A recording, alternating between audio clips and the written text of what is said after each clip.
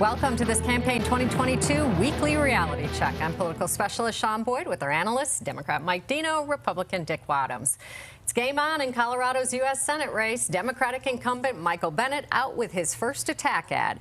It goes after Republican challenger Joe O'Dea for his stance on abortion. I gave it a reality check yesterday. Now let's hear what our analysts have to say about it. Mike, maybe no surprise that we are seeing an attack ad as this race is downgraded for Bennet by another major election prognosticator. Says that he's got less of a chance of winning. Well, I think that until we see the money flow in for Joe O'Dea, I mean, for instance, Mitch McConnell, the Senate Minority Leader, has put $28 million in the Ohio race, and of course, I don't think we're going to see that amount here behind O'Dea.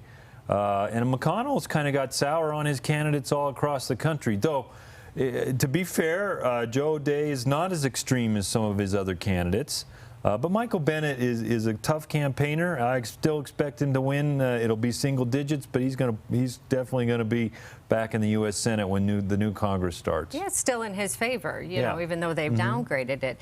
You know, you mentioned O'Dea not being as extreme. You know, Dick, his abortion stance could actually hurt him with some Republicans, you know. Yeah, there will be some Republicans, some hardcore pro-lifers who might not vote in that race.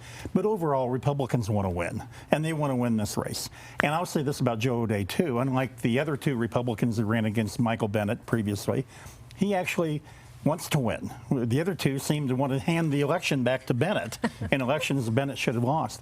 This is also an indication, Sean, that Bennet going negative shows that this race is already tightened.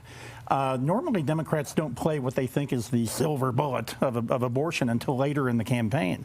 And this time, he got off that fly fishing thing where he bought a fly fishing license for one day very quickly, and he rotated into this attack ad.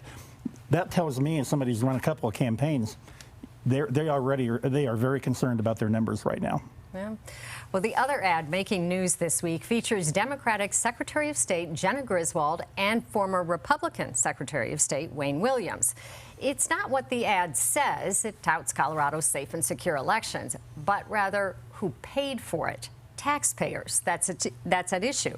Griswold's Republican challenger, former Jefferson County Clerk Pam Anderson, accused the Democrat of using taxpayer dollars to prop up her campaign and called on her to take the ad down and return the money.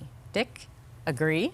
I agree, and I'm so disappointed in Wayne Williams. I mean, he should not have thrown in with this scheme by Griswold to tap into taxpayer funds to promote her campaign. I would say this, too. It goes beyond that, though, Sean. I know that Pam Anderson said this morning, I listened to her on a radio interview, that she would have used that money to send out to the county clerks to strengthen their administration of elections. In other words, she would not have used it to promote herself. And I think that's the thing, is that this money is a one-time gift from the federal government, and that it should have been used to for infrastructure within these offices, whatever that is, not to promote with taxpayer money her campaign for re-election. And I think they defend it, though, as it's just a PSA, you know, we're just informing people, make sure that they understand that we have a good system here, right? Yeah, I mean, on all levels of government, there's ways to use government money to promote themselves. Dick knows, and he spent time working in Washington. They got the franking privileges. Yes. And members of Congress use that effectively until the last minute that they can to promote themselves. To me, it is a little cheesy. What is more important is Jena Griswold has a lot of money, or she has raised a lot.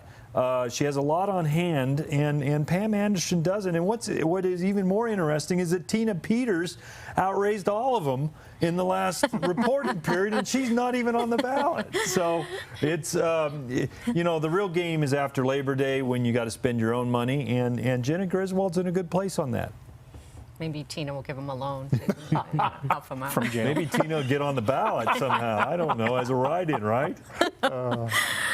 Finally, let's talk about debates, or the lack of debates. So far, the only major market TV debate that the two gubernatorial candidates have agreed to is CBS 4's. It'll take place October 13th. In the U.S. Senate race, Republican Joe O'Dea has agreed to 2 TV debates, one of them CBS 4's, but so far, incumbent Michael Bennet has not committed to any. Mike, does he need to debate? I think he does. I think he's a good debater. He has a great command of the issues. It is always a challenge when you're in a competitive campaign. And the campaign staff's always wringing their hands. We don't want to give our opponent, who nobody knows, any more attention than they need. Yeah. And Dick's played that game. I've played it too. And that's some of what's going on here. But Michael Bennet is really good up there. I don't see any reason why he shouldn't shy away from it. Especially the CBS 4 debate. Exactly. Right? He should be here today if he You can. agree, right? I totally agree. There is no other debate that's worth going That's to. right. No, I agree with Mike. I think candidates should debate, Sean, and I think they should debate 5 or 6 times. Because it's not that 2 million people are tuned into the debates, but over the course of a campaign, they are very instructive into where the candidates stand on the positions, how they handle themselves under pressure. And I do think over time that the voters do end up getting a good view of both candidates, and I think they should do it. Right, you mentioned how they handle themselves under pressure. Yes. That's another part of a debate, Yes, really. it is. You know. Yes, it is. All right, well, that's it for this week. We will see you again next week.